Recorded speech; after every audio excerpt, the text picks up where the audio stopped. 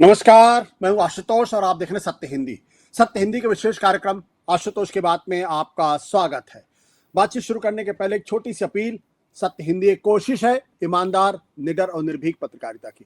हम अपने उन लाखों दर्शकों के शुक्रगुजार हैं जो लाखों की संख्या में हमारे कार्यक्रमों को देखते हैं और हमारी हौसला अफजाई करते हैं। उनसे एक और छोटी सी गुजारिश करना चाहते हैं कि आप न केवल हमारे कार्यक्रम देखें बल्कि संभव हो सके तो हमारे वीडियोस को बड़ी मात्रा में डिस्ट्रीब्यूट करें, सर्कुलेट करें और शेयर करें ताकि ईमानदार पत्रकारिता ज्यादा से ज्यादा लोगों तक पहुंचे। और अब आज की बातचीत शुरू करते हैं। जिस तरीके से भारत और पाकिस्तान के बीच में तनाव की स्थिति पैदा हुई है पहलगाम हमले के बाद से, वैसे में सवाल खड़ा हो गया है, क्या भारत पाकिस्तान के बीच में युद्ध होगा? लेकिन युद्ध से बड़ा सवाल इस बात को लेकर है, क्या पाकिस्तान आज की स्थिति में है कि वो युद्ध को झेल सके? जैसा कि हमारे दर्शक अच्छी तरीके से जानते हैं कि थोड़ी देर पहले हमने retired lieutenant general DS Hooda से बात की थी। DS हुड्डा का साफ तौर पर कहना था कि दरअसल पाकिस्तान की आज की जो स्थिति है उसमें वो वॉर भारत के साथ अफोर्ड नहीं कर सकता है। लेकिन सवाल है क्यों? इस सवाल का जवाब आज हम तलाशेंगे और बातचीत करेंगे सीधे लंदन से, जहां BBC के पूर्व पत्रकार नरेश कौशिक जी इस वक्त हमारे साथ मौजूद हैं। नरेश जी, आपका बहुत बहुत स्वागत है। हमने जब लेफ्टिनेंट जनरल DS हुड्डा से बात की तो उनसे सवाल पूछा कि भाई युद्ध तो लग रहा होगा। बोले युद्ध हो या ना हो लेकिन पाकिस्तान अफोर्ड नहीं कर सकता है। हालांकि उन्होंने इस बात का बहुत सिलसिलेवार तरीके से विस्तार में जवाब नहीं दिया। कैसा क्यों? आपको क्या लगता है, क्या आज की स्थिति में पाकिस्तान में ऐसे हालात हैं कि वो जंग का सामना कर सकता है? देखिए, लड़ाई किसी भी देश के लिए, युद्ध किसी भी देश के लिए आर्थिक रूप से कोई बहुत अच्छी बात नहीं होती। तो पाकिस्तान की तो आर्थिक स्थिति पिछले कुछ समय से काफी खराब रही है। कोई 2 साल पहले तो वो बिल्कुल दिवालिया होने की कगार पर आ गया था, तो इंटरनेशनल मॉनेटरी फंड, अंतर्राष्ट्रीय मुद्रा कोष ने उसको राहत दी और उसको बचाया। लेकिन इस समय पाकिस्तान की जो अर्थव्यवस्था की स्थिति है उतनी खराब नहीं है। इस समय पाकिस्तान में जो ताजा आंकड़े हैं उसके हिसाब से पाकिस्तान की जो GDP है वो कोई 376 के बिलियन के करीब है, जो बहुत खराब स्थिति नहीं है। इसी तरह से जो उसका जो ग्रोथ रेट है, वो ग्रोथ रेट इस समय पाकिस्तान का कोई 2.5% है, जो अपने आप में बहुत बुरा नहीं है। अगर आप पाकिस्तान के इतिहास को, पिछले 2-3 साल के इतिहास को देखें, जब उसकी हालत बहुत ही पतली हो गई थी। इसी तरह से जो पाकिस्तान की सरकार के जो आंकड़े हैं उसके हिसाब से जो उनकी जो मुद्रास्फीति की दर है वो 1% से भी कम है, जो उनके हिसाब से ये एक ऐतिहासिक चीज है। हालांकि इससे कोई बहुत ज्यादा देश की सुदृढ़ अर्थव्यवस्था का पता नहीं चलता, लेकिन ये है कि उतनी खराब हालत नहीं है जितनी पहले थी। रही बात युद्ध की, युद्ध पाकिस्तान भारत के साथ अपने दम पर जीतने की स्थिति में नहीं है, ये सब लोग जानते हैं। असली बात यह है कि पाकिस्तान को चीन का कितना सहारा मिलता है। तो पिछले 2019 में जब बालाकोट वाला जो हमला, जो भारत ने जो जवाबी हमला किया था, जो सर्जिकल स्ट्राइक्स हुए थे, उसके बाद से पाकिस्तान ने काफी अपनी सैनिक स्थिति को मजबूत करने की कोशिश की है। जो सबसे बड़ी जो बात मुझे जो दिखती है वो आधुनिकीकरण की दृष्टि से, जो ISI ने वहां पर एक आर्टिफिशियल इंटेलिजेंस और कंप्यूटर की विंग एक तैयार की है, जो 5 साल से उस पर काम हो रहा है। और इस समय पूरी दुनिया में आर्टिफिशियल इंटेलिजेंस का बोलबाला है। तो वो मैं ये कहूंगा कि भारत भी कोई पीछे नहीं है, लेकिन पाकिस्तान को इसकी जो मदद मिल रही है वो चीन से मिल रही है। चीन ने उसको सेटअप किया है। इसी तरह से चीन उसको आर्थिक मदद हर तरह की दे रहा है। गारंटी एक तरह से चीन की उसके पीछे रहती है। इसके अलावा जो सैनिक हथियार हैं, जितने 2021 में जब अमेरिका ने पाकिस्तान से अपने को खींचा था, उस समय ट्रंप की पहली जो सरकार थी उस दौरान, उस समय के बाद से अगर आप देखें काफी हालात जो हैं बदले हैं, और उस अब पश्चिमी देशों से कोई सैन्य सहायता जो है नहीं मिल रही है पाकिस्तान को, वो सहायता मिल रही है चीन से। चीन ने अभी पिछले कुछ दिन पहले ही वहां पर PL-15 जो मिसाइल हैं, जो बहुत ही लंबी दूरी तक मार करने वाले मिसाइल हैं, जो एयर टू एयर मिसाइल हैं, वो पाकिस्तान ने जो चीन के साथ मिलकर जो JF-17 युद्ध विमान जो तैयार किया है, उस पर वो लगा दिए गए हैं। इस तरह की तस्वीरें हमने मीडिया में देखी हैं। इससे ही लगता है कि पाकिस्तान इसके लिए तैयारी कुछ समय से कर रहा था, और ये तैयारी उसकी अब इसके अलावा एक और मैं बात इसमें जोड़ना चाहूंगा, वो ये कि कोई भी जब लड़ाई होती है उसका एक तो फिजिकल रूप होता है, यानी आमने सामने की लड़ाई जो होती है जिसमें दोनों देशों की सेनाएं एक दूसरे से टकराती हैं।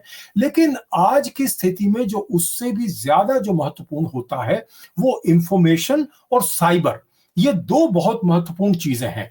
यानी इंफॉर्मेशन वॉर एक तो PR के तौर पर होती है, इसके अलावा आपको इंफॉर्मेशन, आपको राइट टाइम वाली जो बिल्कुल अद्भुत ही नहीं बल्कि मैं कहूंगा कि अप टू डेट इंटेलिजेंस जिसे कहते हैं, वो चीन के माध्यम से उसको मिल रही है। तो इस समय जो सबसे बड़ा सवाल ये है कि अगर लड़ाई होती है तो चीन क्या उसको लॉजिस्टिक सपोर्ट प्रोवाइड करेगा। और जब लॉजिस्टिक सपोर्ट की बात आती है तो हम ये इस तरह की बात करते हैं कि चीन का जो सैटेलाइट सिस्टम है जो उसने अपने आप तैयार किया है, बेडो, वो उसका एक्सेस सिर्फ पाकिस्तान को है। तो उससे उसको रियल टाइम इंटेलिजेंस जो है मिला चीन से मुहैया होगी।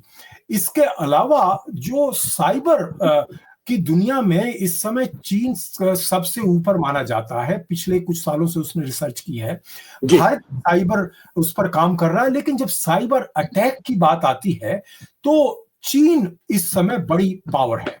तो अगर चीन सीधे सीधे लड़ाई में शामिल ना भी हो, अगर वो साइबर हमला भारत पर करे, भारत की मिलिट्री पर, तो हमारी जो भारत की जो वायुसेना है उसके जो संचालन है बहुत कुछ कंप्यूटराइज्ड होता है। इसी तरह से मिसाइल्स भी कंप्यूटराइज्ड ढंग से चलते हैं। अगर उस पर किसी ने साइबर अटैक करके रोक दिया तो भारत के लिए मुश्किल पैदा हो सकती है। मैं ये नहीं कह रहा कि मुश्किल होगी, लेकिन ऐसा माना जाता है कि आपको अपने दुश्मन को कम नहीं आंकना चाहिए, आपको अपनी तरफ से तैयारी होनी चाहिए। और मुझे मालूम है कि भारत सरकार और भारत की जो सेनाएं हैं वो इसके लिए तैयार होंगी।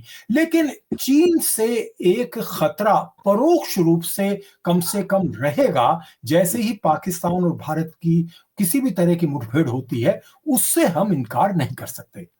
बट नरेश जी, एक दूसरा सवाल इस बात को, जैसे कि आपने कहा उनकी आर्थिक स्थिति के बारे में कहा कि उतनी खराब स्थिति नहीं है, जो उनकी डिफेंस की प्रिपेयर्डनेस है वो भी चीन की वजह से काफी ठीक ठाक दिखाई पड़ती है। लेकिन एक सवाल है कि आज की तारीख में पाकिस्तान की जो राजनीति है वो काफी पोलराइज्ड दिखाई पड़ती है। उसमें सेना को लेके उतनी ज्यादा क्रेडिबिलिटी नहीं है, ऐसा बार बार वहां कहा जाता है। बल्कि ये कहा जा रहा है कि सेना की जो क्रेडिबिलिटी इस वक्त पाकिस्तान की सिविल सोसाइटी में है वो शायद लोएस्ट है। क्या ये सच बात है? और अगर ये सच है तो फिर क्या जो आर्मी का जो रुतबा होगा, उसकी जो वर्सटैलिटी होगी, वो क्या कामयाबी दिखाई पड़ेगी? देखिए, पोलराइजेशन तो भारत में भी है, लेकिन वो दूसरी तरह का है।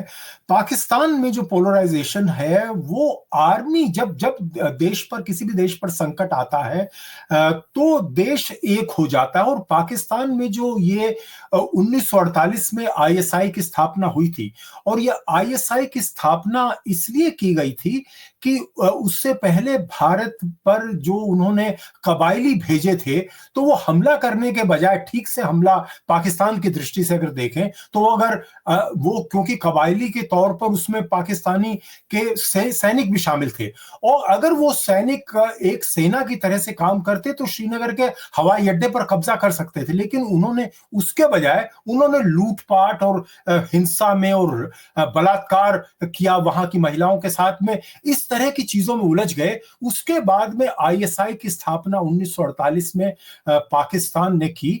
उससे यह हुआ कि पाकिस्तान की जो सेना है, वो जो तीनों अंग हैं, वो काफी एक तरह से हैं, बिल्कुल एकजुट हैं वो, और उसमें आईएसआई की बहुत बड़ी भूमिका है। इसके अलावा जो वहां पर आर्मी का जो पद है, आर्मी चीफ, वहां पर ज्यादा इंपॉर्टेंट होता है बाकी सेनाओं की बाकी दोनों सेनाओं की तुलना में। भारत में ऐसा नहीं है, भारत में तीनों बराबर हैं। इसके अलावा भारत में कोई भी बड़ा निर्णय लेने से पहले सेना को, जो भी सत्ता में राजनीतिक लोग हैं, राजनीतिक सरकार हैं, राजनीतिक नेता हैं, उनसे आपको अप्रूवल लेना होता है, स्वीकृति लेनी होती है।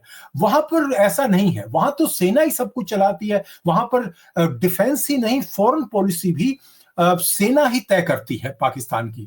तो पाकिस्तान में अगर कोई बड़ा फैसला लिया तो उनको अपने प्रधानमंत्री से पूछने की जरूरत नहीं है, वो फैसला खुद ही ले लेंगे। आर्मी चीफ वहां बहुत बड़ी पावरफुल स्थिति में है, वो ज्यादा से ज्यादा कर्टसी के तौर पर वो उसकी दोनों अंगों की, तीनों अंगों की बैठक बुलाएगा और उनसे कहेगा भाई आपका ये आपको करना है, लेकिन असली जो नेता है वो तो आर्मी चीफ ही होता है। इस तरह से वो करें, तो ये भी हमें समझने की जरूरत है। और जिस आप पोलराइजेशन की बात कर रहे हैं, जो आर्मी के प्रति, जो वहां सेना के प्रति जो पाकिस्तान में जो विरोध हुआ है, वो पहली बार हुआ जब जो इमरान खान के खिलाफ जो मुहिम चलाई गई। इमरान खान आप जानते हैं कि वो तो सेना के ही एक तरह से प्योदे माने जाते थे, लेकिन उन्होंने जब अपने को एक निष्पक्ष तौर या एक स्वतंत्र रूप से जब उन्होंने अपने को साबित करने की कोशिश की, तो सेना ने कहा कि नहीं नहीं नहीं, ये नहीं होगा,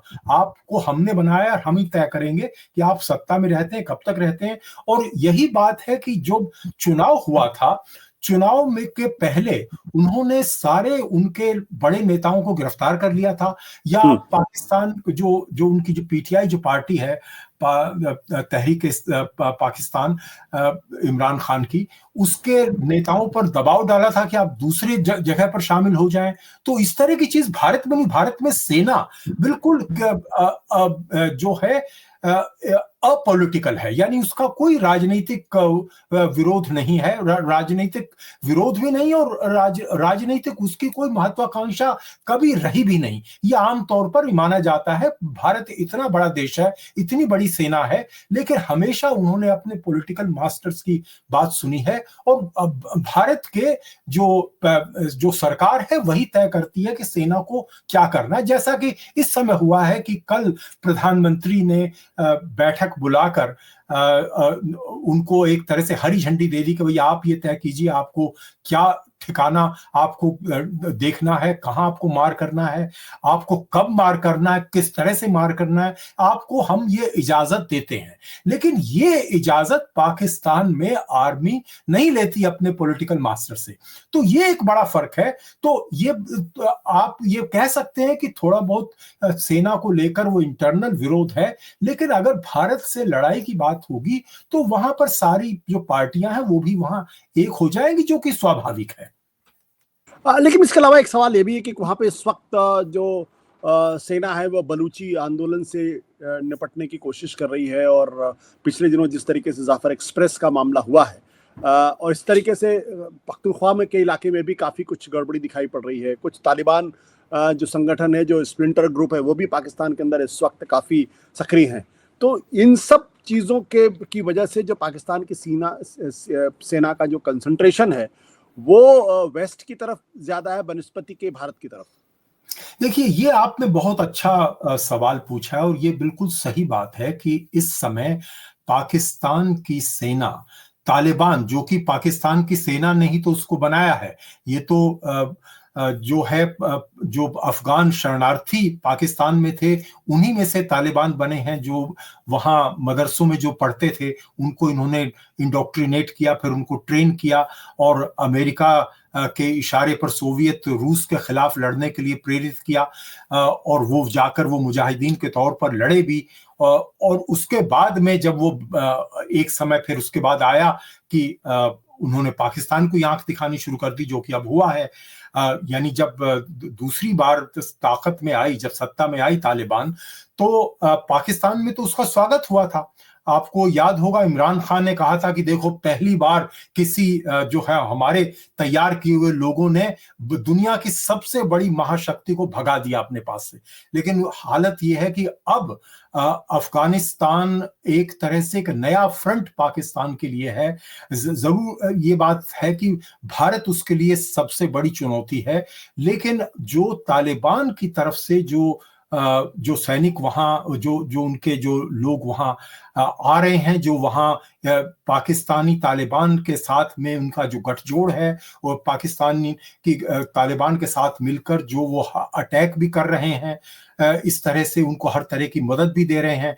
अभी पिछले ही हफ्ते पाकिस्तान की सेना ने 70 लोगों को मारा है जो अफगानिस्तान से पाकिस्तान में आ रहे थे। उनके हिसाब से वो टेररिस्ट थे। यानी जैसे हम कहते हैं कि पाकिस्तान से लोग आते हैं, हमारे यहाँ तो खैर आते ही हैं टेरर लाने के लिए, लेकिन वहां तो वो किस लिए आ रहे थे, हो सकता है कि उसमें बहुत सारे लोग जेन्युइन शरणार्थी भी हों, लेकिन उनको पाकिस्तान की फौज ने ये कह के कि ये तो जो है टेररिस्ट है, इनको मार दिया। तो ये एक अपने आप में बड़ी चुनौती है। और बलूचिस्तान में तो जाहिर है चुनौती है। बलूचिस्तान में तो इस समय इतनी बुरी हालत है कि चीन का जो गवाडर वाला जो प्रोजेक्ट है वो करीब करीब ठप पड़ा है। और आपको याद होगा वो बेल्ट एंड रोड वाला जो उनका इनिशिएटिव, वो तो दुनिया में अपने को सबसे आगे लाने का, वो पूरे साउथ को जोड़ना चाहते थे, उसके बाद वो यूरोप में भी जाना चाहते थे, लेकिन वो पाकिस्तान में सक्सेसफुल नहीं हो पा रहा है। बल्कि चीन तो वहां कहा जाता है कि वहां अड्डा बनाने की कोशिश कर रहा है, और कुछ जो है रिपोर्टें तो ऐसी हैं, हो सकता है एक हद तक उस पर काम हो भी गया है। तो भारत को के लिए वो भी खतरा हो सकता है।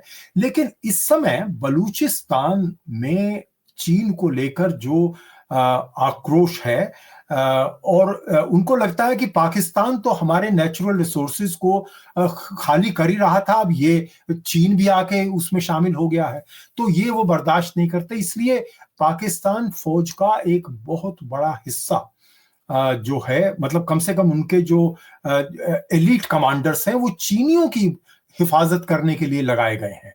क्योंकि आपको याद होगा कि अभी कुछ महीने पहले कराची में चीनियों पर हमला हुआ था, उससे पहले जो है बलूचिस्तान में हुआ था।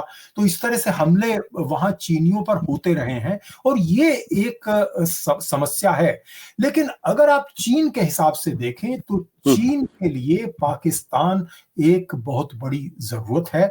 अगर आप को याद होगा कि शिनजियांग में जो वहाँ वीगर जो कम्युनिटी है, जिसको उन्होंने दास बना के रखा हुआ है, उनको कारागार में डाला हुआ है, उनको उनके सारे ह्यूमन राइट्स का वायलेशन हो रहा है, वो मुसलमान है, लेकिन कभी आपने पाकिस्तानी को उसके बारे में बोलते हुए नहीं सुना होगा।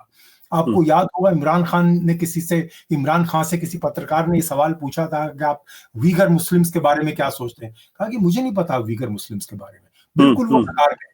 तो सच बात यह है कि ये जो है चीन को पाकिस्तान और तरह से भी मदद करता रहा है कि जितने ये मुस्लिम संगठन हैं, इनके तार एक दूसरे से जुड़े होते हैं। जो इस्लामिस्ट जो संगठन है, मुस्लिम संगठन की उस तरह से बात नहीं कर रहा, लेकिन जो अतिवादी संगठन है, जो मिलिटेंट ग्रुप हैं इस्लामिक, उनका पाकिस्तान के जो ग्रुप्स हैं उनके साथ में संबंध है। क्योंकि आप जानते हैं कि तालिबान वहीं से निकला है, अलकायदा का भी जन्म वहीं से हुआ, और वहीं ओसामा बिन लादेन को वहीं से पकड़ा था अमेरिका ने। बिल्कुल फौज के हेडक्वार्टर के पास ही थे, ओसामा बिन लादेन को वहां से पकड़ के ले गए थे। तो पाकिस्तान का जो मुस्लिम अतिवादी गुट हैं, उनका जो लिंक्स है उनके दुनिया के और ग्रुप्स के साथ भी हैं, और ये वजह है कि उन्होंने चीन की एक तरह से रक्षा की है। चीन में आपने मुस्लिम आतंकवाद की बात नहीं सुनी होगी, बावजूद इसके कि वीगर कम्युनिटी पर जितना जुल्म हो रहा है उतना दुनिया में कहीं मुसलमानों पर नहीं हुआ है। बट नरेश जी, यहाँ पे जो जिस तरीके से भारत में एक तस्वीर बनाने की कोशिश की जा रही है कि पाकिस्तान के साथ अगर भारत की जंग होती है तो पाकिस्तान को भारत इस बार नेस्तनाबूद कर देगा, क्या ये सही तस्वीर बनाई जा रही? क्या इसमें कुछ दम आपको दिखाई पड़ता है या आपको लगता है ये प्रोपेगेंडा ज्यादा है? देखिए बहुत सारा तो देखिए आप वॉर में इंफॉर्मेशन वॉर होती है, जैसा कि मैंने पहले कहा था, तो ये कुछ तो प्रोपेगेंडा इसमें होता ही है। लेकिन ये बात भी एक भारत के पक्ष में देखिए दो बातें जाती हैं। एक तो भारत बड़ा देश है, भारत की इकोनॉमी बड़ी है, भारत की सेना बड़ी है, पाकिस्तान की तुलना में काफी बड़ी है, टेक्नोलॉजिकली भारत ज्यादा एडवांस्ड है। भारत के जो भारत ने बहुत सारा जो टेक्नोलॉजी है रक्षा की भी अपने आप विकसित की है, मिसाइल कार्यक्रम, स्पेस कार्यक्रम भारत का अपना है, जो पाकिस्तान का यह आमतौर पर माना जाता है कि ये चुराया हुआ है। दूसरी जो बात है, इस समय भारत पर हमला हुआ है। जब किसी देश पर हमला होता है तो दुनिया की सहानुभूति उसके साथ होती है। जैसे हमास ने जब इजराइल पर हमला किया था या रूस ने जब यूक्रेन पर हमला किया था, तो दुनिया की सहानुभूति इजराइल के साथ और यूक्रेन के साथ थी। तो इसी तरह से भारत के साथ सहानुभूति है। लेकिन ये सहानुभूति और कितना भारत को फायदा करेगी, ये तो समय पर पता चलेगा। जब अगर कहीं लड़ाई हमारी होती है और अगर चीन पाकिस्तान की लॉजिस्टिक सपोर्ट करता हुआ पाया जाता है, जिसकी पूरी आशंका ही नहीं, मुझे तो संभावना दिखती है, ऐसी स्थिति में क्या पश्चिमी देश खासकर अमेरिका भारत को लॉजिस्टिक सपोर्ट देगा? देखिए डिप्लोमेटिक सपोर्ट देना अलग बात है। जब आमने सामने की लड़ाई होती है तो आपको सिर्फ डिप्लोमेटिक सपोर्ट से काम नहीं चलता, आपको जो है सैनिक मदद चाहिए, आपको जो है और जो लॉजिस्टिक सपोर्ट चाहिए। तो भारत को इस समय लगता है कि मोदी और ट्रंप की अच्छी दोस्ती है और भारत के और भी यानी फ्रांस के साथ भी, ब्रिटेन के साथ भी इस समय अच्छे रिश्ते हैं और ये ताकतवर देश हैं, इनके सैटेलाइट्स का फायदा भारत उठा सकता है, खासकर फ्रेंच, जर्मन और अमेरिकी सैटेलाइट।